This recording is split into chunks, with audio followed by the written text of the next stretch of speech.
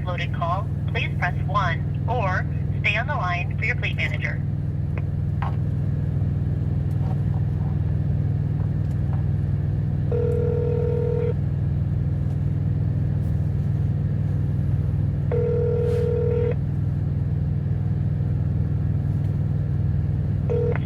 Prime, it's Ryan. Please hold a moment.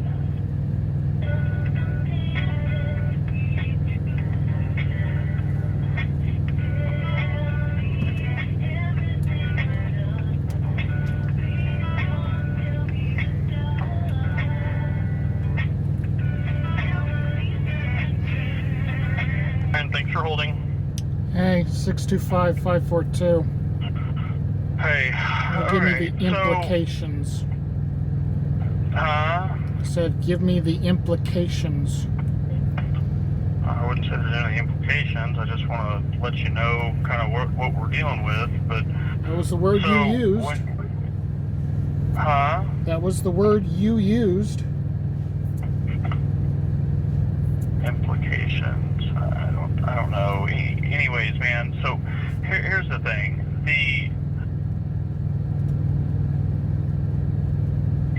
When the fact that we were loaded a little late, right?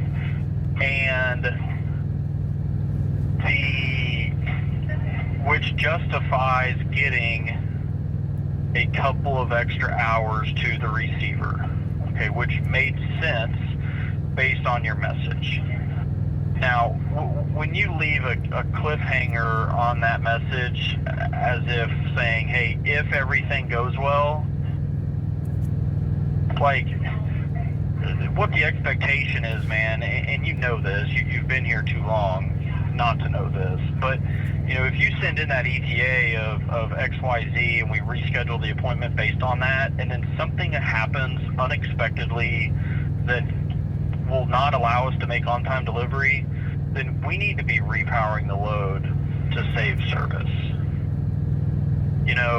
So the conversation to night dispatch really just needs to be something to the effect of, hey man, I've had some delays.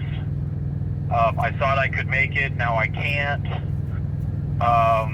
My plan is to shut down at XYZ location in 250 miles.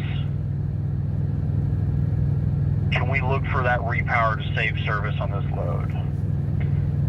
Because like on this one, when you sent in that message at like 6 o'clock or whatever, like I ran the miles and the time, there was only an extra 2 hours to spare. And I talked to Eric. He said that he had tried to call a time or two. I don't know at what point in time that was based on the messages and based on when you indicated you turned your phone off. But ultimately, when you can even see yourself that it's a very tight on a transit time and there's not a whole lot of extra time, like, you've got the experience, man. Help some of these night guys out. Help me out. I'm trying to, like, we're a training company. Whether that's drivers training drivers, whether that's dispatchers training dispatchers, whether that's me trying to train my night guy when things go wrong. But it also works the same. Some of the folks that I learned the most from whenever I started my fleet years ago was guys like you, and guys like you that have been here for quite a while. You know what the expectations are. Historically, they do things right, day in and day out. That's where, like, I expect you and I expect my other folks that I lean on even today to then be able to, lead my night guy, lead the horse to water. Say, hey man, I'm calling you, I'm getting you on the phone because we got a problem. The problem is I've been delayed. I thought I could make it, now I can't. I can drive for another 5 or 6 hours based on what my logs will allow me, but I'm going to be somewhere in the neighborhood of 50 and 100 miles short to the receiver. Like, this is an important load. We need to repower this for on-time delivery. You know, because then what can occur is you continue driving, and then he can look for a swap. You know, because there was only 2 extra hours on the load, like how I said, like how I calculated. You know, so once you stop there outside of St. Louis, send in the message that you did, you know, that's delay time. That's time that is clicking away, that we could be making some positive movement towards the receiver. You know, the sales guy on this load told me yesterday, hey man, is there anything that we can do to make on-time delivery? And I told him no. I said, we cannot make midnight, dude. The transit time on these loads suck, first of all. They're too tight. And he acknowledged, he said, yeah, I don't disagree, but they're still super important loads. You know, what time can your driver be there? You know, and that's when I found your message. It said something like 2 a.m. or something like that. And I went ahead and told sales, I said, hey man, I think we can be there by 4, and that's when we got that 5 a.m. appointment. You know, so even the sales guy was acknowledging that these loads are fairly tight. So getting that extra couple hours wasn't a big deal.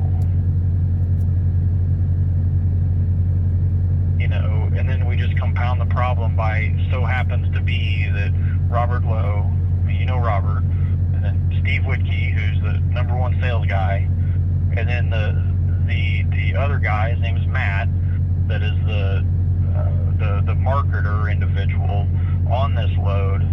Like, they're going to dinner with the upper management people from George's today, talking about things like rates, talking about volumes, talking about service, and as far as like why we as in Prime believe that they need to give us more volume and also higher rates. You know, we don't do too many of their loads per week, so we've got a huge opportunity with them guys to expand the business.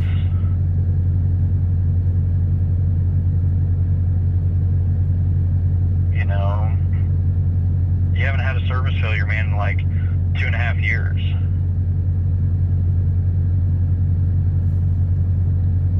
You know, so I didn't personally think yesterday that I would have to even have the conversation with you of, hey dude, this is an important load. Because you historically treat all loads as important loads, right?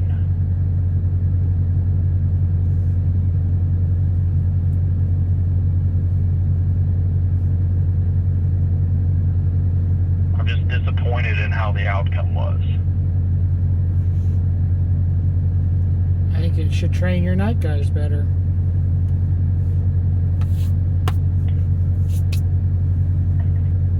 You talk about leading a horse to water, and you talk about training them, and it's a two-way street when you're doing the communication.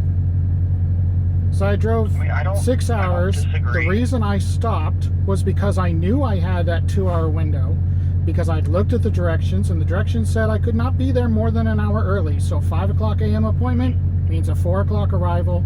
I knew I had hours to waste, so I stopped in the middle of my shift so I could take that break. And it was during that break where I looked at the hours after the 30 minutes would be up and saw, oh crap, there's not enough there. That was when I messaged him. It took him an hour to reply. At no point did he even suggest, hey, maybe we should get back on the road, try and get a couple more hours in, I'm going to find you a repower. No, he just asked where I was, which I told him, and then he complained to me about giving an incorrect ETA and how I have to do ETAs correctly, and yeah, I refused to answer his calls because he called 3 times in a row, And I was sure that all he was going to do on the phone was berate me about my ETAs. And I didn't see any reason to sit there and listen to that. And then I wake up this morning. I got up at exactly 10-hour break, and I got on the road, and I got moving. I have been up and moving since before 4 this morning. And finally get within sight of the destination. I know there's 5 messages waiting on my Qualcomm. And I open them up and find one of them is you telling the whole fleet, indirectly, about our little mishap. And calling me out on it like half the thing was my fault for not communicating properly, when I absolutely did communicate from the time I picked it up. Okay, but that's the piece of it that you're missing, man. I'm not disagreeing with the original ETA that you gave. Okay, I totally agree with that. Okay, the piece that I'm disagreeing with, and I'm not disagreeing with the fact that it took him an hour and a half to respond. I don't disagree with that either. Okay, I do know that sometimes dispatch gets behind on what they're doing. That could be due to a whole number of different reasons. Okay, I don't disagree that his first message should have been, you need to roll, and I'm going to try to swap this load, okay? But, and that is, I had that conversation with Eric whenever I called you at like 6:30 this morning, because I had Eric on the phone. Okay, because I would have actually have wanted me, you, and Eric to have this conversation together, because then I could have explained better to the both of you at the same time what went wrong and what we should have done differently.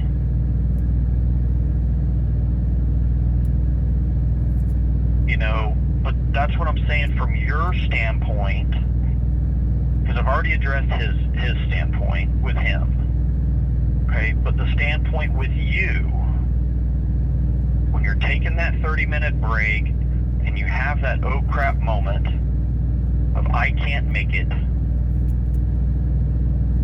then you send the message to dispatch stating that you can't make it due to whatever reason. I don't care what it is. I was delayed more, I gave a wrong calculation, like whatever the truth to it is, that's just what we need to say. And then we continue the conversation, the message with,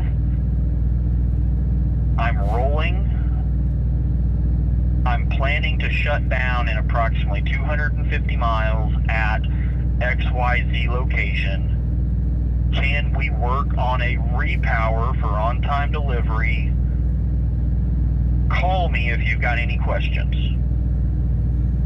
Because so I did half that, and what you're telling me is that in the future I need to do half of dispatch's job by making sure that they know, oh, by the way, I need to repower this. I'm saying that it would be appreciative if you help your peers. Yes, that is what I am saying.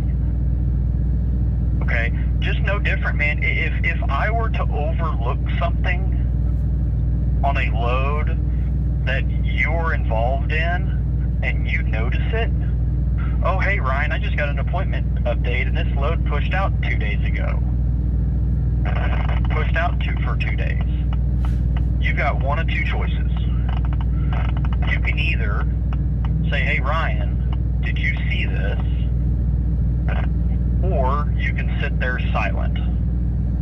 At no point in the last 10 years can I remember having that situation actually occur. Anytime that's ever happened, I usually end up getting a message from you saying, hey, this load pushed out. Like this morning, right, when you sent that the appointment had updated after I'd already seen that it had updated. Chris, you're missing the point, dude. Okay, the point is, the reason why that is, man, is because I've been here for 10 years. My attention, my level of attention to detail is probably the best fleet manager in this company. And I'm not trying to toot my horn or nothing. I'm just stating what I believe. Okay, now, there situations, is there things that might occur where maybe I make a mistake, or maybe I need to improve personally on how I do things to make myself better, and then make my peers around me better, whether my peer is in Parker, the guy I'm training, or whether it's you as one of my drivers, or whether it's, if you had a trainee on your truck, maybe it's the trainee, or my night guy, or the fleet manager sitting next to me. It's everybody that I communicate with, whether it's once a day, once a month, once a year, right? I'm going to try to influence them in a good way. Hey, did you see this? And that's all that I'm asking with you. You've been here 10 years or whatever the number is. You and I have worked together off and on a long time. So all that I'm saying is, when you see the problem, try to help a guy out and say, hey, this is what Ryan would expect. Ryan would expect that I drive out my clock, and Ryan would expect you as night dispatch to be able to find a repower and bail me out. Because it's the customer is who we got to service, right? That's all that I'm saying, man.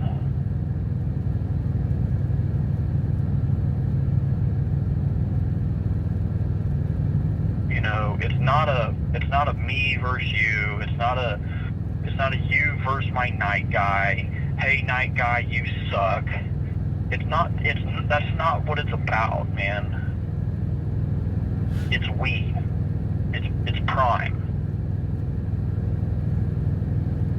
It's me and you. It's the night guy. It's leasing. It's road assist. It's everybody that makes up prime is taking care of the customers. It's taking care of the motoring public. It's taking care of the grocery stores. And because we work collectively together to achieve this greater good, then we're all going to get paid financially and taken care of. So that's all that I'm asking.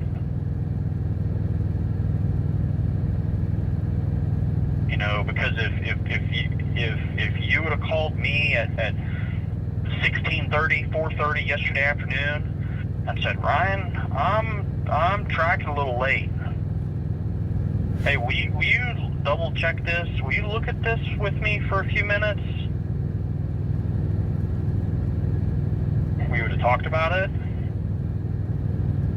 And in this example, I would have probably agreed, that, hey, yeah, I know you started 615 miles or whatever it is to the 90, but, for whatever it was, you've been held back a little bit more than what we expected. Therefore, yeah, hey man, keep rolling. We need to look to swap this out somewhere. How far do you think you can get? Yeah, you would have told me that, but I wasn't talking to you. Exactly, but the reason why you weren't, man, is just because I was already done and at home. Hell, I wasn't even home yet. I was still driving my kid home. I think I picked her up from daycare at 5:45 yesterday. Okay, but my point is, is what I would say, right? Because you've been working with me for 8 or 10 years.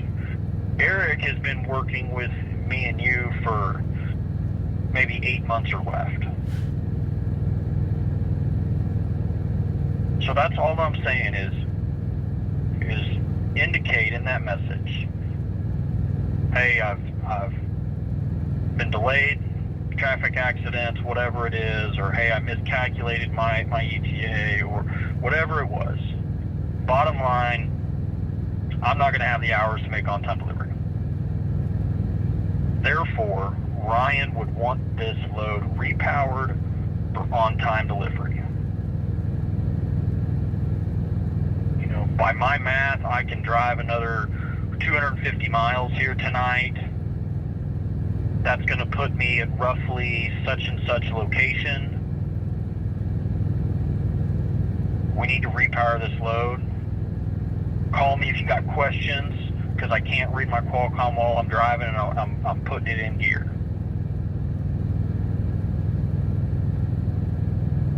And then you've notified dispatch of the problem. You've gave dispatch 50% of the solution, which is, I need a repower. Here's where I'm going to be in 5 hours. And then all they got to do is take care of the rest, as far as finding another individual that has hours. And then, you know what? If night dispatch then cannot make something happen in a repower situation with you giving them 5 hours heads up, you know, at least you've done everything possible from your perspective, okay?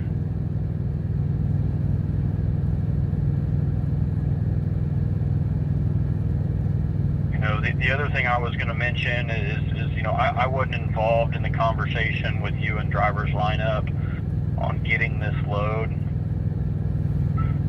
right? But the load wasn't scheduled to pick up until, you know, 2030. My mistake there was not asking them to send me the pre-plan with the appointments.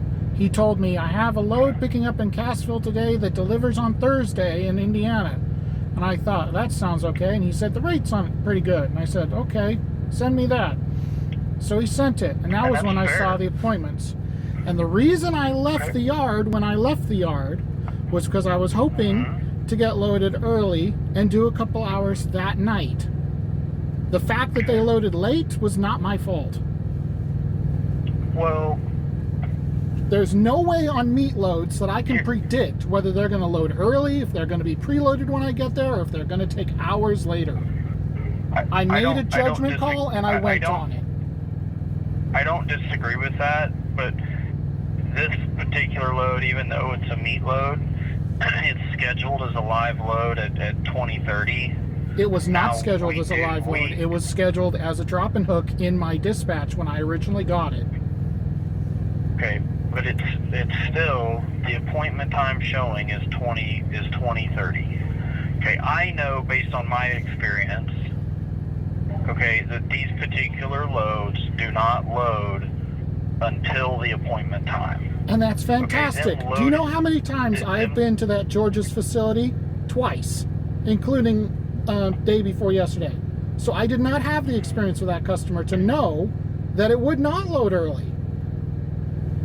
I made a call based on what I knew. I know, and that's just, and sometimes we've just got to ask the questions. Or call the shipper. I know I've got a lot of people that would call shippers or receivers and say, hey, if I come in early, can you load me early, or can you unload early, or hey, are you guys running ahead of schedule, behind schedule, different things like that. That's also a way that we can get more information, so that way we are in better position to run our load. Or when you get that dispatch from lineup and you're like, wait a second, this is a heck of a lot tighter transit time than what driver's lineup implied, right? Because I would say they implied that, you could run 550 miles, take a break, and then finish it up in the next day. That's based on what you're saying. That's how I would take that. Not that what they should have said was, well, this picks up at 22:30 and it's supposed to deliver at midnight. Therefore, this load is super, super tight. And when you're loaded, you're going to have to run some miles off of this. That's how I would have the conversation.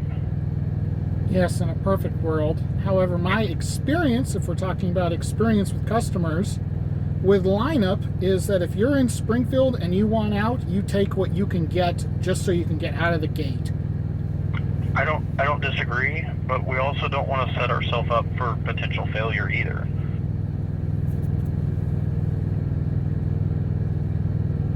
You know, because ultimately, yeah, we take what we can get, but we don't want to take what we can get and end up, you know, being late on the deal. So there again, I looked at the appointments and I looked at the locations and I made that judgment call. I thought I could still do it if I got lucky with the shipper, and I did not. Right. And that's fine. And they were, like I said, the customer was perfectly fine with that 2 a.m. or 3 a.m., whatever it was, ETA that was given. Because everybody acknowledged that it took them, you know, 4.5 hours or so after the appointment time to get it loaded. So that's why getting a few more hours made sense.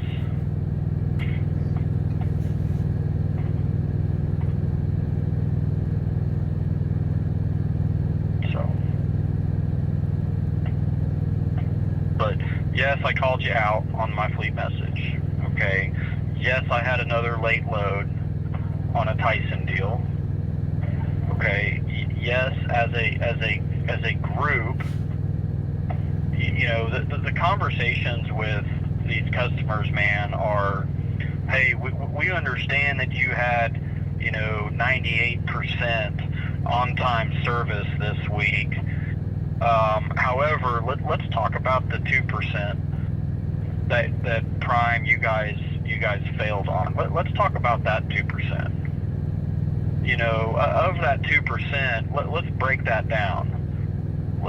How much of that 2% was mechanical failure that we couldn't help? Tire blew out, therefore we were late. You know, okay, well, 0.5%. Okay, so now we're at 1.5%. Why were these other 1.5%? Why were these 10 loads? Why were these 10 loads late?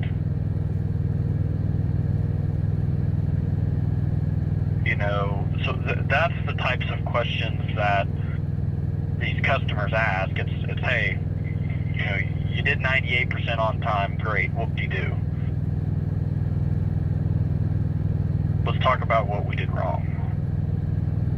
You know, what preventative measures are we putting in place moving forward so that way that 2% doesn't occur?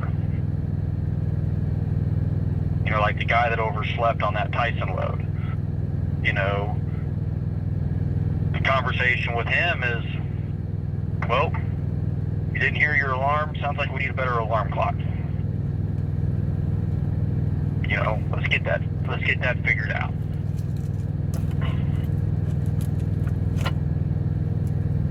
Okay.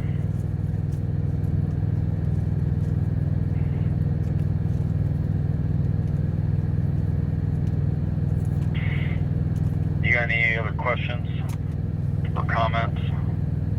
Not at the moment. Okay.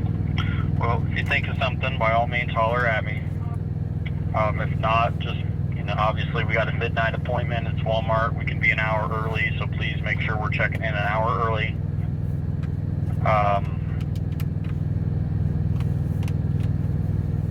And yeah, we should be okay. Okay? Mm-hmm. Alrighty. Thank you, sir.